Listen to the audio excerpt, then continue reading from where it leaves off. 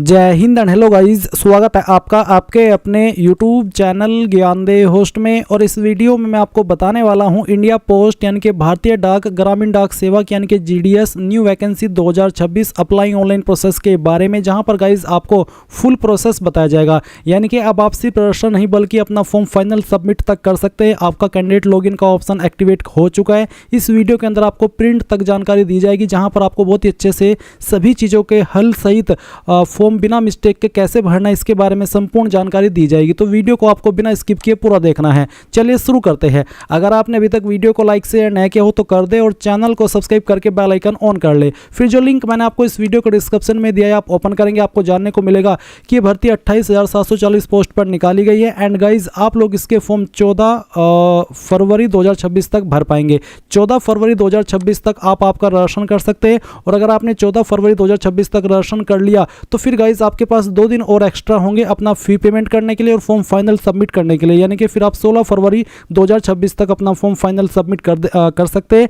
और अगर फॉर्म के अंदर कोई गलती हो जाती है तो आप 17 फरवरी से लेकर के 18 फरवरी 2026 तक फॉर्म के अंदर करेक्शन कर पाएंगे। ये चीज़ आपको समझ में आ गई। अब आप ये जान लीजिए कि कौन से सर्कल के लिए कितनी वैकेंसी निकाली गई है। एज लिमिट आपकी 18 से 40 साल रखी गई है। एंड अगर फीस की बात करें तो जनरल, ओबीसी, ईडब्ल्यूएस के लिए 100, SC ST PH और फीमेल इनके लिए कोई फीस नहीं है। एंड गाइज इसमें अप्लाई करने के लिए जो आपसे 10वीं की क्वालिफिकेशन मांगी है, इसमें कुछ कंडीशन है। कंडीशन ये है कि जो आपकी 10वीं है वो आपने मैथमेटिक्स और इंग्लिश सब्जेक्ट के साथ में पास की हो। साथ ही साथ जिस भी स्टेट के अंदर आप अप्लाई कर रहे हो उस स्टेट की जो लोकल लैंग्वेज है वो आपको वन ऑफ सब्जेक्ट के रूप में 10वीं में होनी चाहिए। यानी कि जैसे कि अगर मैं यूपी में अप्लाई करता हूं तो यूपी की जो लोकल लैंग्वेज है वो हिंदी है, तो मेरे पास 10वीं में मैथमेटिक्स और इंग्लिश के अलावा हिंदी सब्जेक्ट होना भी जरूरी है, तभी मैं फुल्ली एलिजिबल हो पाऊंगा अप्लाई करने के लिए। अब आप यहाँ पर ये देख लीजिए कि आपको सैलरी कितनी मिलेगी। बीपीएम की पोस्ट पर आपको 12,000 रुपये से लेकर के 29,380 और एबीपीएम डाक सेवक की पोस्ट पर 10,000 रुपये से लेकर के 24,470 रुपये आपको मिलने वाले हैं। तो आपने यहाँ पर अब कंप्लीट इन्फॉर्मेशन इस भर्ती की जान ली है। अगर आप इसमें अप्लाई करने के लिए एलिजिबल है तो गाइज आप यहाँ पर इंपॉर्टेंट लिंक के सेक्शन में आएंगे और अप्लाइंग ऑनलाइन लिंक ओपन करेंगे। आपके सामने यहाँ पर कुछ ऐसा इंटरफेस आ जाएगा जैसे कि आप वीडियो में देख सकते हैं। यहाँ पर आ जाने के बाद में आपको click here to register apply इसके ऊपर क्लिक करना है। देन आपके सामने कुछ ऐसा इंटरफेस आएगा। अब गाइज यहां पर क्योंकि मैं इस वीडियो के अंदर कंप्लीट प्रोसेस बताने वाला हूं तो अगर आप अभी तक रजिस्ट्रेशन भी नहीं किए हैं तो सबसे पहले आपको इसमें रजिस्ट्रेशन करना होगा। इसके लिए आप न्यू कैंडिडेट रजिस्ट्रेशन इसके ऊपर क्लिक करेंगे। देन आपके सामने ये वाला इंटरफेस आएगा। अब आपको यहां पर आपका मोबाइल नंबर डालना है और अपना ईमेल एड्रेस डालना है। क्या होगा इसके बाद में गाइज, मोबाइल नंबर जैसे आप डालेंगे तो नंबर के ऊपर एक OTP सेंड किया जाएगा और वो आप यहां पर डालेंगे। फिर ईमेल डालेंगे, उसके बाद ईमेल के ऊपर OTP जाएगा और वो OTP आप यहां पर डालेंगे।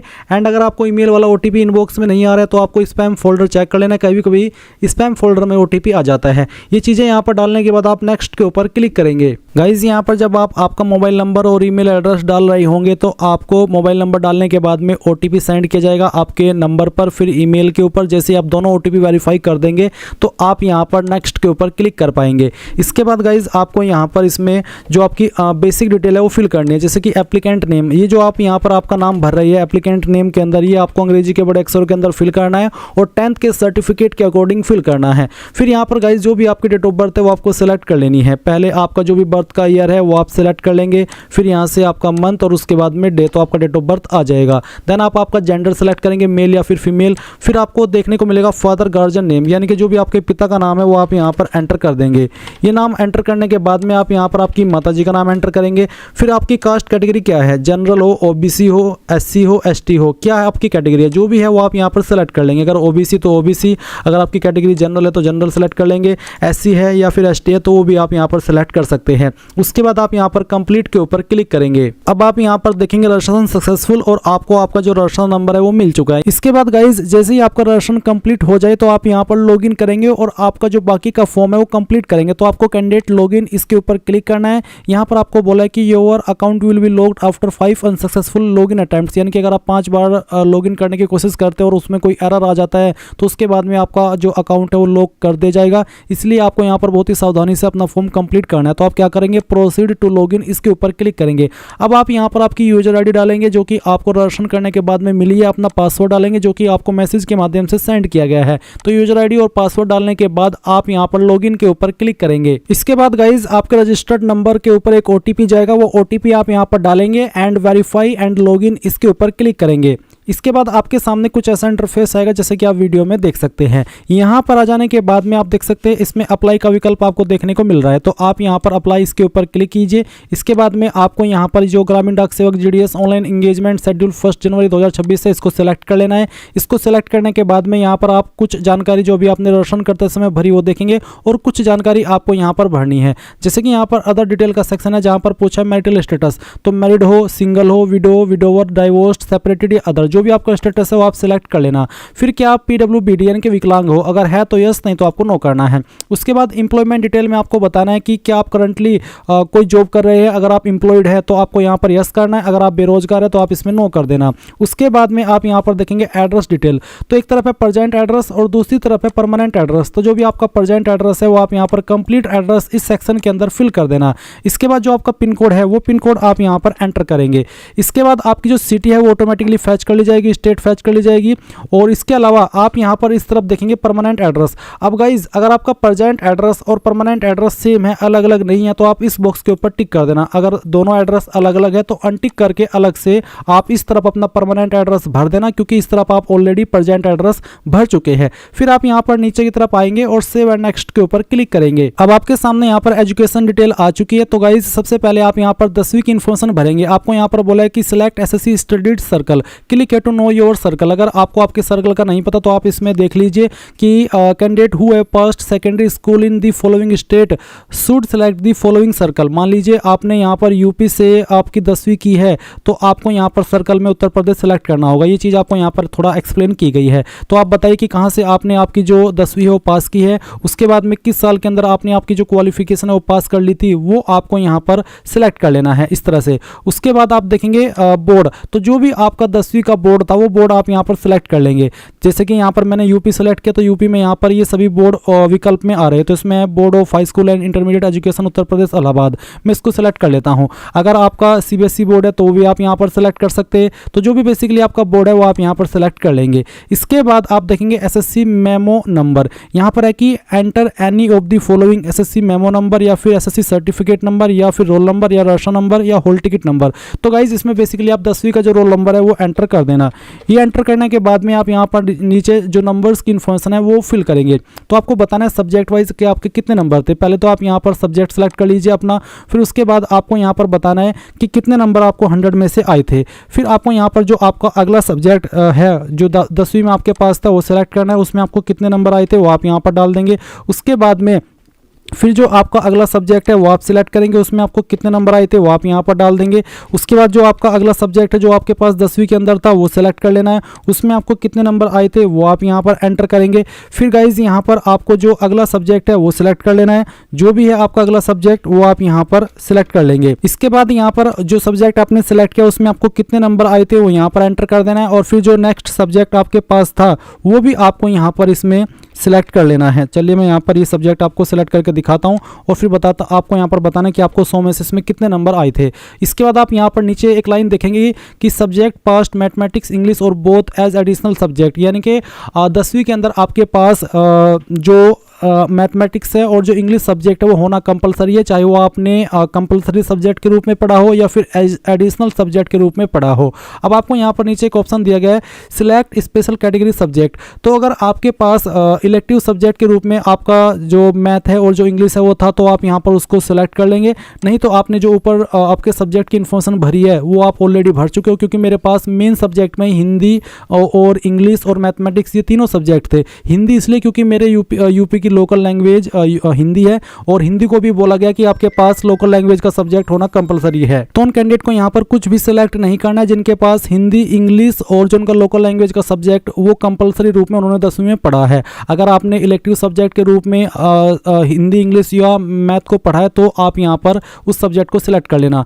इसके बाद यहाँ पर CGPA स्कोर, ये उनके लिए जिनके नंबर CGPA के अंदर है उनको यहाँ पर CGPA स्कोर देना है। मेरे परसेंटेज में इसलिए मैंने यहाँ पर कुछ भी नहीं भरना है। अब आपसे पूछा कि have you studied any additional language other than the ones mentioned above, यानी कि जो ऊपर आपकी लैंग्वेज मेंशन की गई है क्या उसके अलावा भी आपने कोई लैंग्वेज को पढ़ा है।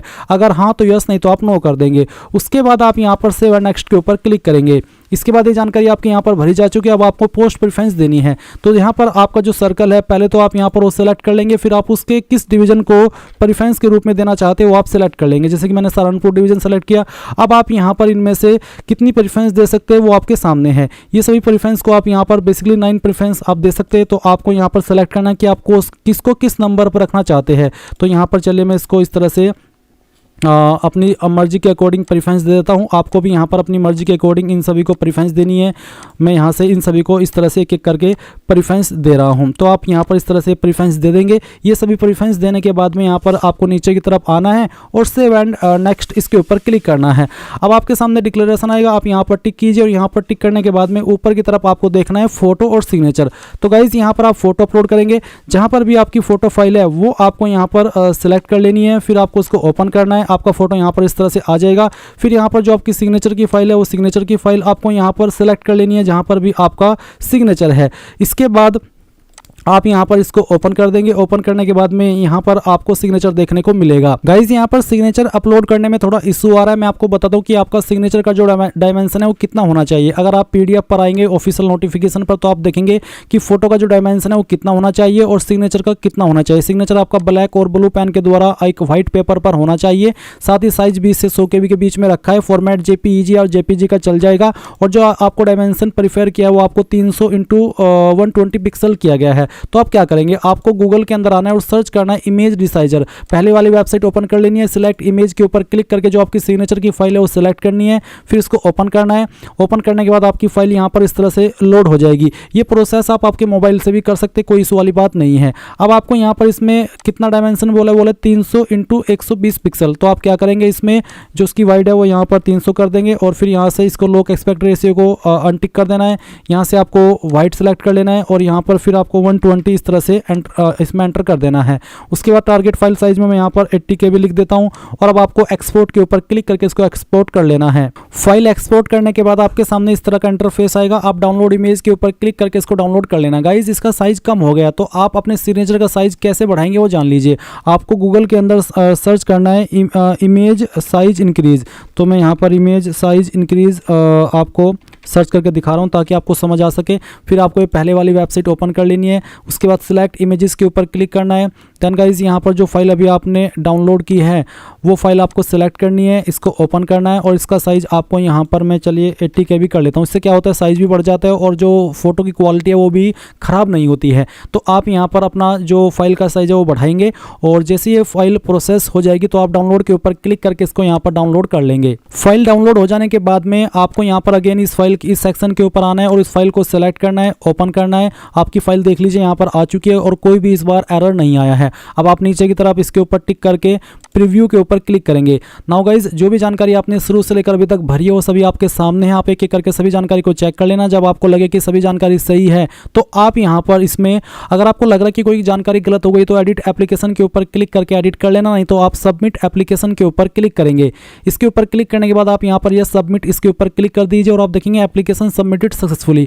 अब क्योंकि ये फॉर्म मैंने SC ST से भरा इसलिए मेरे सामने कोई फीस का ऑप्शन नहीं आया। SC ST and all category female इनके सामने कोई फीस का ऑप्शन नहीं आएगा। ये फ्री में अप्लाई कर सकते हैं। जो कैंडिडेट जनरल OBC से इस फॉर्म को भरेंगे उनको यहाँ पर फीस पे करनी होगी। इस सेक्शन के बाद में आपको यहाँ पर ये बोला गया इस सेक्शन में कि download your application PDF from your my application card. तो आपको क्या करना है, आपको यहाँ पर इसमें डैशबोर्ड के ऊपर आना है। डैशबोर्ड में जब आप यहाँ पर आ जाएंगे तो आपको यहाँ पर माई एप्लीकेशन के सेक्शन में आना है और माई एप्लीकेशन सेक्शन में आकर के आप एक्शन के नीचे डाउनलोड PDF के ऊपर क्लिक करेंगे और आपकी जो फॉर्म की PDF फाइल है वो आपके मोबाइल के अंदर या कंप्यूटर के अंदर डाउनलोड हो जाएगी। और इस तरह से गाइज आप लोग India post GDS online form 2026 complete process कर पाएंगे। आई होप ये प्रोसेस आपको पसंद आया होगा। अगर अभी भी कोई सवाल डाउट हो तो कमेंट के माध्यम से पूछ लीजिएगा। Thanks for watching. जय हिंद।